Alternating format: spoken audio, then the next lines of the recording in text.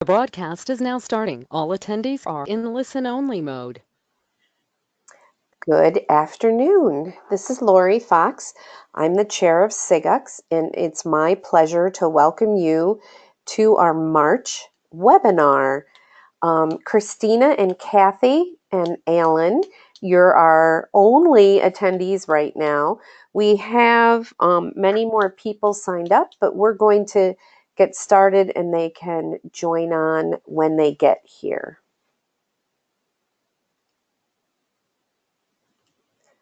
Here are our webinar reminders. Ooh, people are hopping on. Everyone is muted by default when you join a SIGUCCS webinar. The session is being recorded. Next week it will be available on YouTube for people to watch. You can ask a question in the questions window. We are fortunate to have two presenters today. So they will be watching the question window.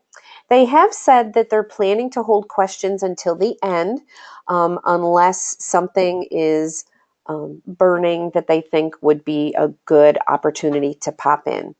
So if everyone could just raise your hands or say hello to us in the question window, that would help us be assured that you can hear us. Oh, good. Thank you, thank you. It's really nice to see everyone today. I'm very excited about the SIGUCCS annual conference. I've started to see and hear some things about the proposals that have been accepted for the conference.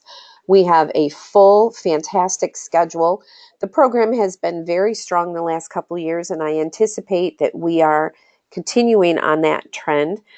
We also have a record number of posters, and I believe there are 13 lightning talks this year. So some fantastic things to look forward to in New Orleans. The hotel information is online for New Orleans.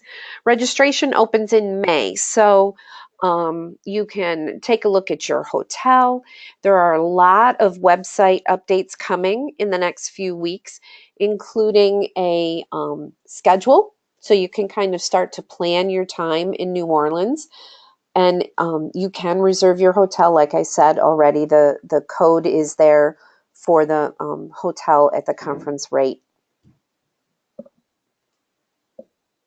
The book club is still going strong. We are just finishing up our book for this month, which was Getting Things Done. Our April book is EQ Applied by Justin Bariso. We will start reading. I guess you got about 10 days to get a hold of the book from a library or for your Kindle. And we will take care of that in April. Our May book, we're going to start talking about a book to select for May. We've been really focused on books that are all about self-improvement. We've talked a bit about our ideas for May, and we're looking for a book to read that talks about collaborating with other people. So kind of turning away from things that are personal productivity type of things to maybe more of a collaborative type book. So we'll be talking more about that in the next couple weeks as we pick our May book. The SIGUCCS Awards, the call for nominations for the SIGUCCS Awards will be coming, I can't remember, I think it's towards the end of April, but you have an opportunity to nominate people for our awards. The Communication Awards call might have already gone. I should have checked that. I apologize for that. But you can nominate yourself and your department's work for the Communication Awards, and those are a fantastic opportunity to get feedback from colleagues at other universities who are actually the award winners from last year. Our webinar series is moving right along. In April, we'll be talking about carrots, not sticks. In June, we'll talk about cats. And in July, we're going to develop a culture of care. We offer a webinar every month, and it's a great way to catch up on presentations you may have missed, or like Tom Wilkes' presentation last month, our presenters spend some time updating their in-person presentations for the webinar. So I always learn something new when I participate in a webinar. If you're not already a member of SIGUCCS, I encourage you to join. The conference discounts and the pre-seminar or pre-conference seminar discounts are quite substantial. It also gives you access to the ACM digital library of our SIGUCCS papers. And in the future, you can then participate in the SIGUCCS mentoring program. You can stay in touch with SIGUCCS either through our email listserv or the Facebook community or Twitter. And I did remember to add a slide about Slack. The SIGUCCS Slack has been really quite active recently, and some of our popular channels include the book club channel, the conference channel. There's a productivity channel that was started after the last conference, and people frequently talk about their goals towards improving their productivity. And then every week we have a weekly challenge question, which was just posted today. So I encourage you to join us in Slack. Okay, I'm going to turn it over to our presenters now. Kevin Chapman and Eric Handler are our panelists today. Now, Kevin, I'm turning over the reins to you, and then I'm going to mute myself. But I am here if you need me. But Kevin and Eric, welcome and thank you, and go ahead and take it away. Very good, and I'm hoping at this point that everyone can see my screen. We will get going here. I'm Kevin Chapman. I'm Eric Handler. And this is what we look like. So looked like.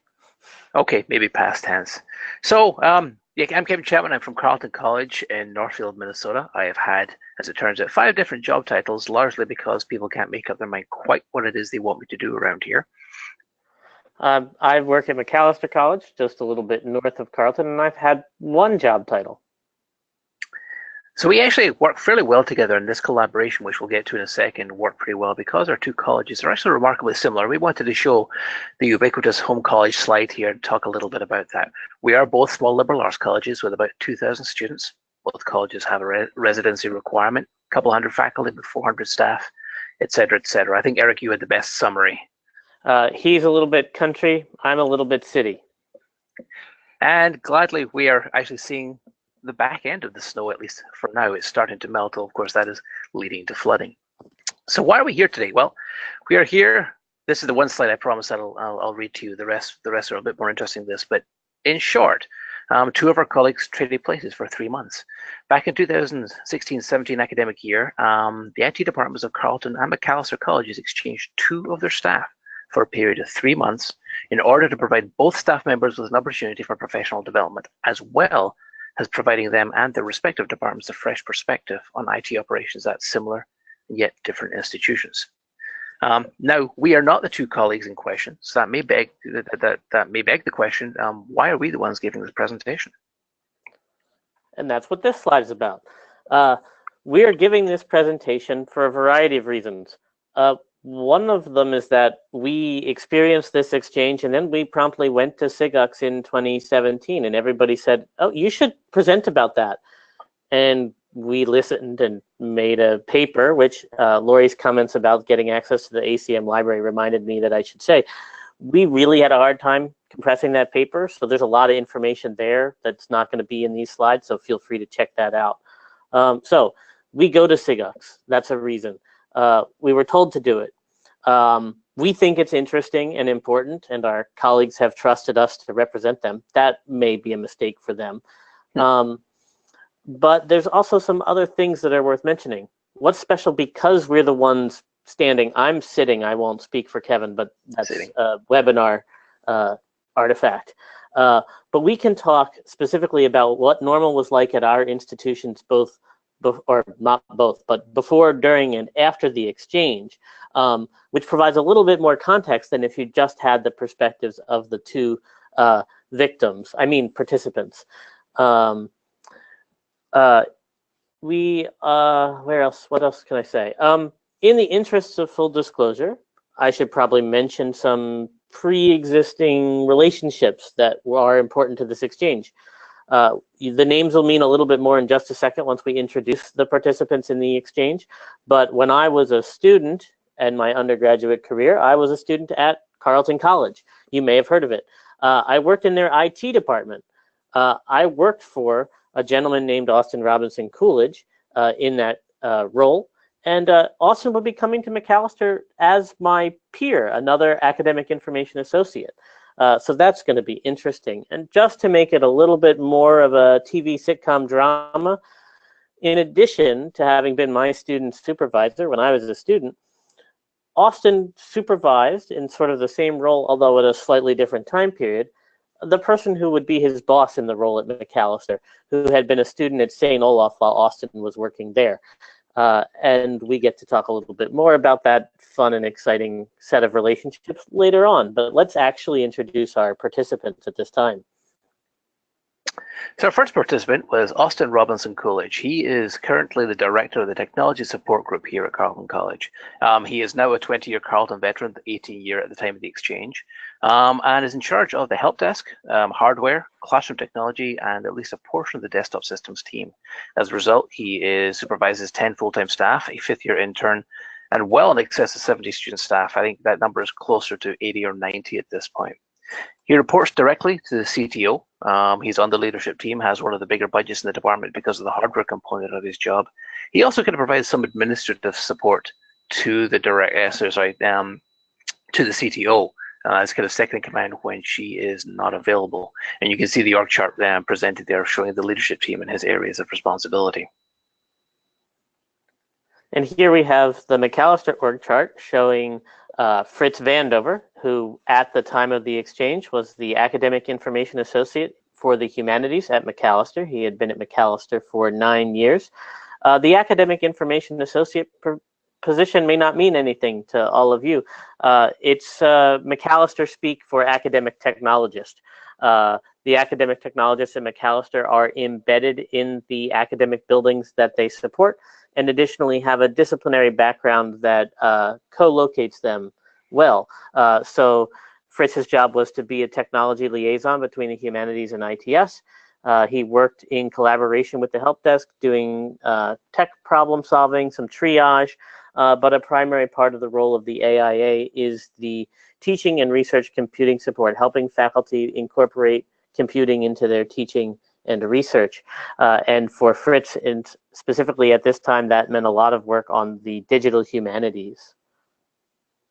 So the more observant amongst you might have noticed there's something kind of interesting going on here, and that's a slight disparity in the job positions. Austin is a director reporting directly to the CTO, and Fritz is a little bit lower down the food chain, so to speak.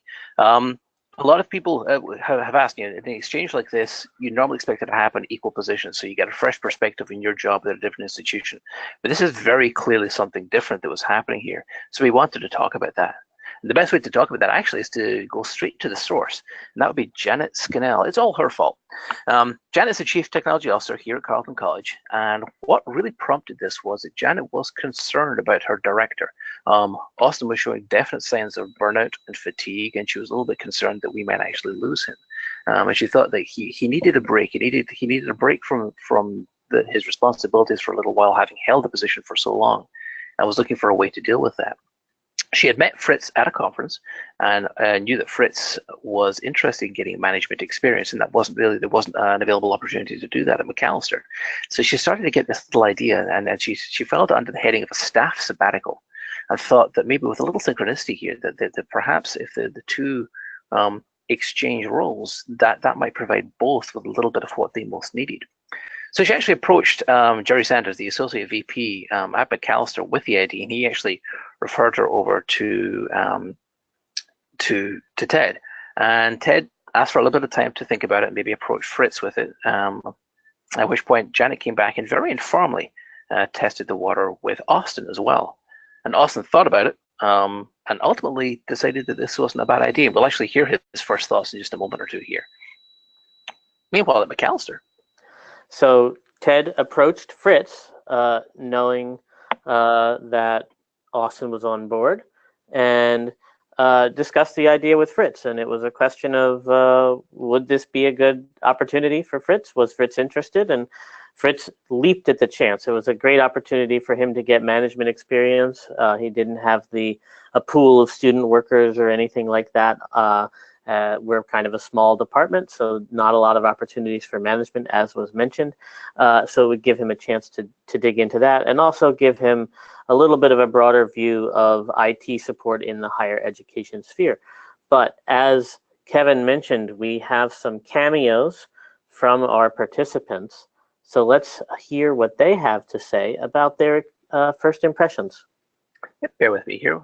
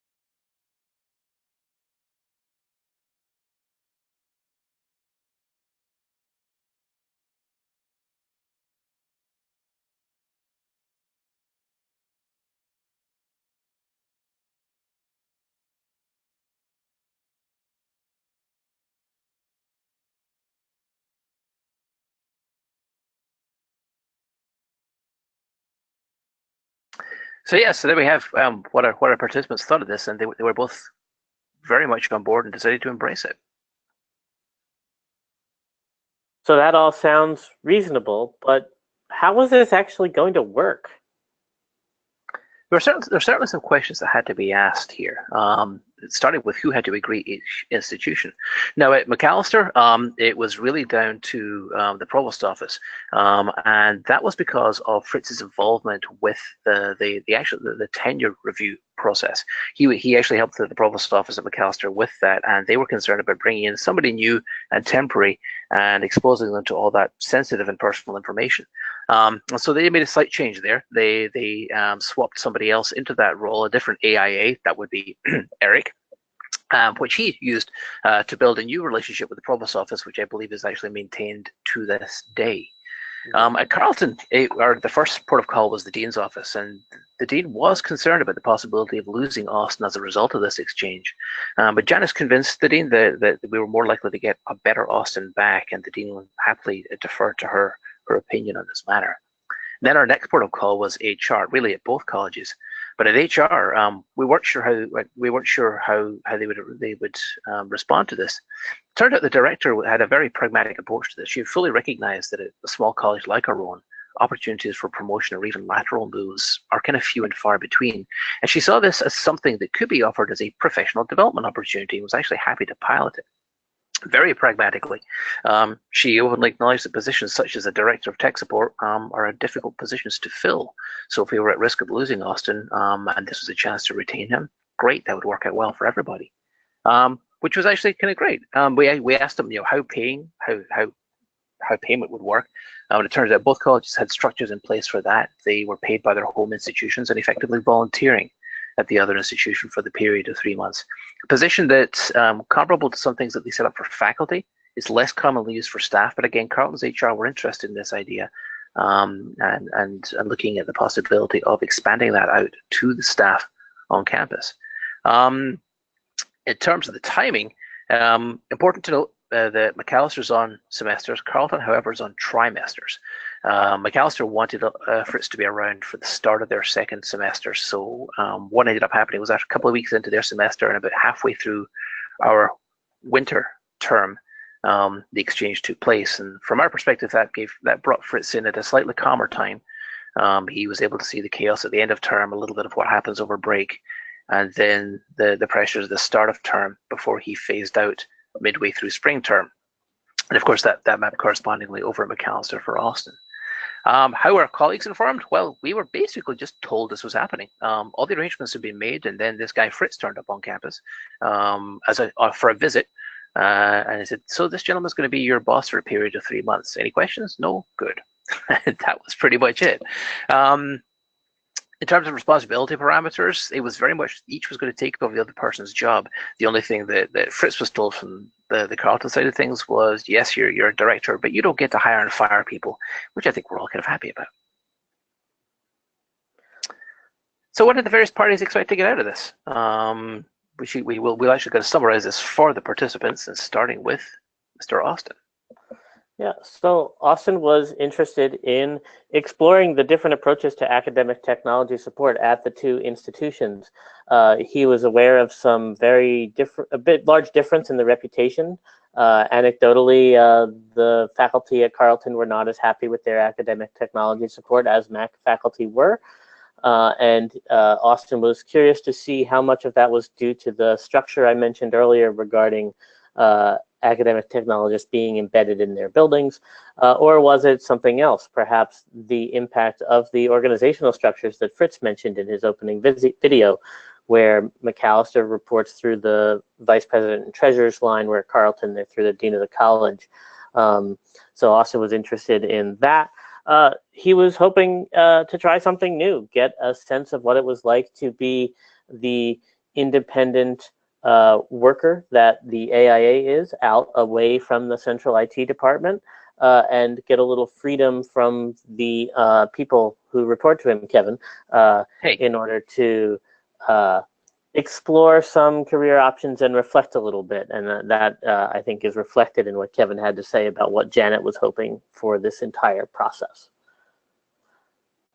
For myself and Macalester, we didn't have a ton of expectations. It's part of the aforementioned independence of the AIAs, but also Fritz had spent 6 weeks the spring semester prior to the exchange on a Fulbright program helping the University of Dubrovnik deploy Moodle. And at that time, we didn't get a replacement IT professional, let alone an 18-year veteran of higher ed, to sit in for him. And so we knew what we were getting into to some extent, and that was okay. We were prepared to help the folks in that area, and we were getting Austin, who, speaking of the disciplinary background I mentioned, was an English major at St. Olaf. We were hoping to get a fresh perspective on our academic technology operations as well. Having someone come in who has so much higher ed experience would help us figure things out. For myself personally, the aforementioned reunion with a colleague from a past life, as well as opening a window into the IT operations at Carleton, getting a perspective, being able to sort of, whenever we had a question, say, how do they do this somewhere else, sort of as a live thing, something we could have for the whole time period instead of having to make phone calls, arrange for video conferencing to have the conversation, would be helpful as well. So on Fritz's side, he kind of touched on this in his introductory video. He really, the big thing he wanted to try was he wanted to try leading the way that he wanted to be led. He wanted to see if his ideas on leadership would actually fly, if they would work. He really liked the idea of trying this, some of these career lessons in a low stakes way. As he mentioned, he was going to have Janet kind of backing up and course correcting, a phrase I actually quite like. But I also like to try that with a group of people that didn't know him. There were no pre-existing relationships per se, and so this seemed like it could be a great opportunity for him. He obviously wanted to get a sense of the difference in help desk operations. He was going to be in charge of the help desk here, whereas he had a working relationship with it at Macalester. Basically, he wanted to get a better idea of what went into that, and also just to listen to the campus perception as a whole for IT structures, the help desk, academic technologies, and the rest of it. And mentioning ATs, he of course was going to be keeping a side eye on the academic technology work here at Carleton, see how it differed, and see if there's any lessons he could learn from that. In terms of my team and Carleton as a whole, I have to confess that we were concerned that this might be an opening for radical changes. We weren't quite sure if there's we weren't 100% sure what had prompted this, and we wondered if there might be something deeper going on. But Austin actually assuaged our fears in that particular regard. He said that he thought this would actually this would be a great opportunity, and it would actually remove some of the barriers and baggage that comes with a man who's been here for 18 years heading the team, and he thought that we should take advantage of that. Another concern that we had was whether or not this Fritz guy would be up to the challenge. We'd met him before, but we didn't know him particularly well, and we had no real sense of his ability. We weren't sure if he would fit in, because again, there had been no interview as such. We just met him briefly a short while before the exchange started. So we had no real sense of how that would work with the team dynamic. Internally, we were worried, not worried, that's not a word, we were wondered if our own processes and our own staff were solid enough to write out a transition like this midterm. Like they were going to be halfway through our winter term, and if Fritz wasn't up for it, if our leaders wasn't actually up to the challenge, were we as individual employees and the processes we had in place going to stand up to that? Could they carry us through the rest of the term? So those were our primary concerns. But once we settled down a little bit, we started looking at some of the positives, and we were actually kind of looking forward to a fresh perspective, an external perspective, and on how others would do things, and that type of thing. One of the comments that my colleagues made was that critical thinkers often fall into patterns that seem unusual to an objective observer. And after 18 years in the department, there's some questions that you can't easily ask without having to fight through some history there. So we were kind of curious to see how that would play out. What Fritz's take on us was going to be. Relatively few people in the team actually had any real fixed expectations per se. The agenda had already been set by Janet and Austin. The aspects would really play out according to Fritz's personality. The lack of firm expectations eliminated a lot of concerns ultimately for most of the team, though that degree of uncertainty, of course, there was a few that weren't quite as comfortable with that. And then everything started. So we were curious, did it go as expected? Did anything change during 3 months? What was the impact of day-to-day work? Was there any impact on the team dynamic? And again, first of all, we actually want to start by bringing in the participants themselves. So bear with me just a moment here.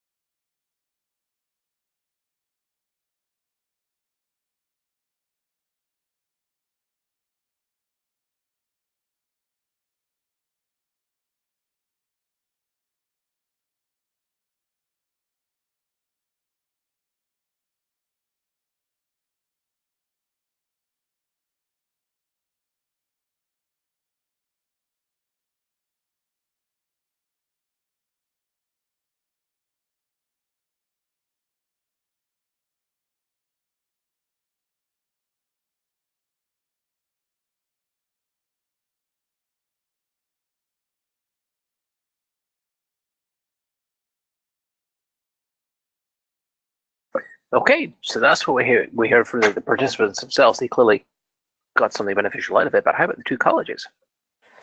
So at Macalester, Austin brought us an outside perspective and a whole lot of questions. As Austin mentioned, certain avenues that he wanted to explore met with some resistance. I realize that the alliteration of the P's on this next line is kind of ridiculous. The participants' perception on how they're perceived. I think I could have said that better, and I'm going to try. The balancing act of being the right-hand person of the CIO versus being an AIA may have had something to do with that, and Austin needed to learn how to adjust that. But it also helped us as a group understand where those boundaries were. And then, of course, we got to have some fun and excitement with the relationships between Austin and Ted, Austin and myself, and everybody else on campus as well. Meanwhile, at Carleton, Fritz, as we'd hoped, he brought perspective and a whole lot of questions. By necessity, Fritz had to ask a lot of questions in order to understand Carleton's policies and procedures, how they were formed and how they were implemented, and that's because he was the one responsible for implementing a number of these now. He was in charge of that. This, of course, meant that his new colleagues, us, we had to take the time to answer. So there's a lot of questions and a lot of time answering him. And I remember Fritz apologizing for asking so many questions. And my take on that was very much that please keep asking questions, because the time we don't have an answer for you is when we really need to be paying attention. We also found that answering these questions to somebody fresh in and outsider obviously required greater detail. It required the full context. We couldn't take shortcuts based on 18 years of knowledge and history. And that in itself actually facilitated a great deal of self-examination. Did we fully understand how we were doing things and why we were doing things? So that was actually very helpful. We also found that listening to how each other answered these questions in say, a team meeting session, was actually helpful, because for some of the bigger decisions that had played into existing policies, when there had maybe been a split in the team, actually hearing how we answered, how we say, you know, this is how this particular thing came about, hearing the perspective from a distance helped us understand and mend some bridges between the employees and the staff members, which was not something I think any of us expected, but it was very, very useful. As Austin has suggested, the elimination of professional history and baggage was somewhat liberating. People were a lot more open in the questions that they asked and the answers that they gave, and we kind of found ourselves thinking a little bit more objectively as a result. Janet commented that she could also see this at the leadership level. She could see that the team was changing its patterns of behavior a little bit. She noticed that Fritz could objectively challenge assumptions and have some policies within the team, but also at the leadership team level. During the leadership team meetings, he didn't hold back, and not everybody was particularly comfortable with that. But Janet decided that was actually beneficial. She actually let her leadership team squirm a little bit to keep them honest, and found again that was beneficial in the long run. Janet positioned herself as a mentor to Fritz. They met regularly, and she noted that Fritz tended towards people management. That was definitely his preference. He preferred that to administrative work very, very clearly. And she also noticed that her team, or his team, I should say, was showing signs of greater independence in terms of decision-making and validation. It seems that we had been relying a little bit too much on Austin as a safety net to confirm decisions that we knew perfectly well were fine, but we would go and bug him about anyway. We had stopped doing that with Fritz. And that's actually something that continues to this day. And so the exchange ended. What did we learn? We will talk about what the institutions got. Did they get what they expected? Did individuals and teams get anything out of this? Did anyone get anything valuable at all out of this exchange? Let's start with the participants.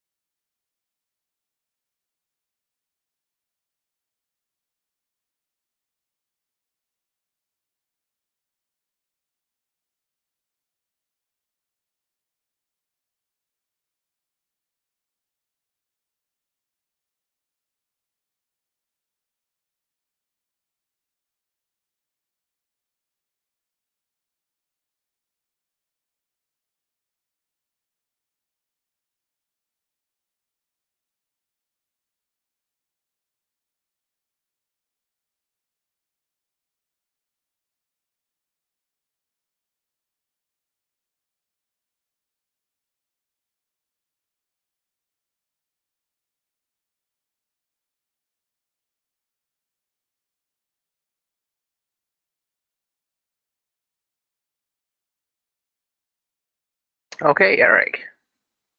So with that, let's talk about some reflections from myself and Macalester. I failed to mention earlier that about 4 months after this exchange, Fritz took a new job at the University of Minnesota, which, unlike Carleton, is a much bigger school, more students, more faculty. We could go back to that slide, but there's no time. But one of the benefits of this exchange was that we received some insight into our AIA onboarding process, which, given Fritz's departure and the fact that we grew our AIA team, academic technology team, as well as hiring another person in addition to Fritz to fill some departures, was a really good precursor into some of the work we would do shortly after the exchange. We heard a little bit about some of the departmental and leadership culture from Austin, and we got some insight into that. And very much this deepened connection with our Southern colleagues, especially as Kevin and I have been working on this presentation for what feels like about 3 years now. One thing that I feel it's important to mention as we go into these reflections and start to wrap up is the difference in some of the feedback you're going to hear about the exchange from the two institutions. And I think the independence I mentioned earlier of the AIA position really plays a big part in that. We are lone bastions, or in my case, I have a wonderful partner who's, I think, watching this presentation, lone bastions of ITS in the buildings we serve.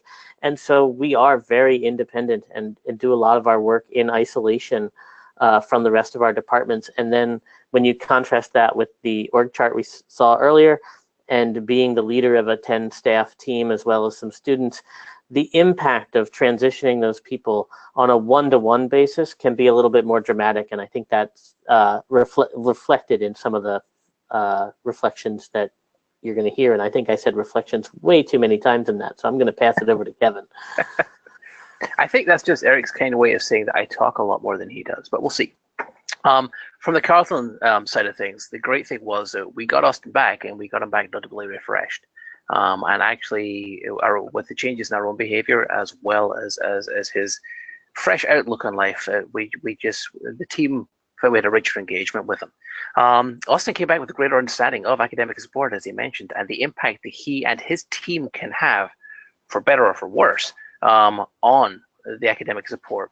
And so he made some tweaks, he made some modifications to the processes to improve both the academic technologists and faculty experiences with his team. Our team, the technology support group, got a critical eye on our processes, and we were grilled. And it was very reassuring to us that most of our processes and procedures stood up to that grilling. There's always room for improvement. We can refine, you can keep refining forever. And so that was able to jumpstart some of those refinements and some of the tweaks. But it was a good exercise for us, and we came out, I think, better than we could have hoped. We seemed to stand up very well to this. As I mentioned previously, we found ourselves a great deal less reliant on Austin to confirm certain decisions and conclusions, and we had less need for validation. We trusted ourselves a little bit more, and as a result, we tried to make a little bit less use of his time and to protect his time. Austin always has an open door policy, but we try to use that a little less often now. Fritz has set up one-on-one meetings with all of the staff members and the team, as he found that a useful channel for keeping folks in the loop, to get accurate feedback, to maybe open up the floor a little bit more, to say things that maybe be less comfortable in a group environment. And actually, those one-on-one meetings have continued, and actually have helped that situation where we're not going to Austin quite as often ad hoc. They're a little bit more organized in the form of these meetings. And then just basically having to define what we do on a daily basis. Each of us had a chance for some self-reflection, self-evaluation, which proved very valuable to us. And really, Janet's managerial reflections were much along the same lines. She knew that Austin wouldn't return, and he did not return the same person. She really liked this idea of both Fritz and Austin being able to take on a new role with no history or no baggage, switching institutions so that they just enter as an IT professional with X years of experience. She felt this was a great way for the participants to be able to make professional decisions with less risk. In Fritz's case, I think in particular, rather than quitting his job, going off to try a leadership role, he was able to give that a shot to see if he was going to be comfortable with it. And again, from the pragmatic side of it, we're able to offer great experience with actually losing the valuable staff. It avoided them stagnating. We invigorated Austin in this particular and gave everybody involved the time to reflect. So with that, we're about to wrap up, but there was an aspect that we hadn't considered as we prepared for the paper and presentation, which is how Austin and Fritz interacted throughout the whole thing, something that we couldn't provide. So we had them tell us about it.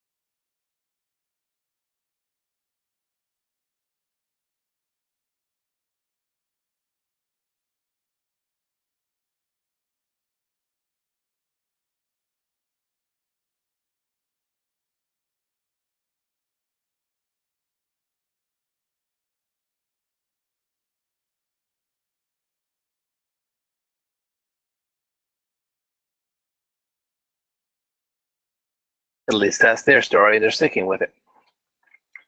And that pretty much brings us to the end of the presentation here. I think it was important to include that particular because neither Eric nor I realized quite how reliant upon each other the participants were. But it was very clear that that was critical, I think, as they said, in terms of getting up to speed fast enough to make a 3-month period fully worth it. So at this point, and I realize we're running right up on time here, I think, Laurie, we are happy to open things up for questions if there are any. Okay, nothing has come in. It's good that I was muted because I really enjoyed this presentation and kind of chuckled out loud through the whole thing. I think it's such a great perspective that Kevin and Eric, that you talked about the exchange from your viewpoint rather than the two people that were actually exchanged. And I'll admit, I did not realize fully how fantastic that would be. I think, as Eric said at the beginning, it ended up being useful because we could. We a lot of our colleagues trusted us here to represent them. Obviously, Chris and Austin, we wanted them to speak for themselves, but the rest of our teams as well. And actually, putting this together, I think also helped Eric and I realize the value of the exchange as well, which made it even more exciting to present on. Sure. Do you think that your colleges will do an exchange again? I think that Carleton would definitely be up for it. Like I said, our HR director was very curious to see how this played out. She likes the idea. We don't really have staff sabbaticals per se, but I think it's something that has been kicking around in the back of her mind by the sounds of things. And given how successful this was for Carleton, I think it is something that we consider. And ITS, I think we would definitely consider it again as well.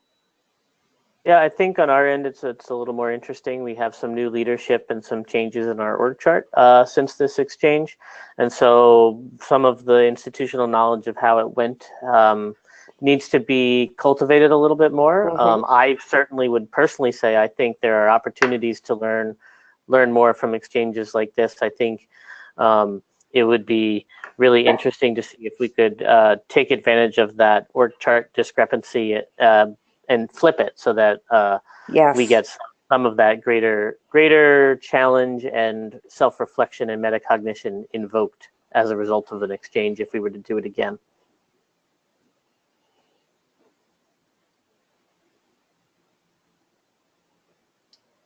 Fantastic. I see no other questions. Well, thank you so much for sharing your presentation in a webinar. And for everyone on the line, thank you for attending. This will be available next week on our YouTube channel. Everyone have a great afternoon. Thank you very much. Goodbye. Thank you.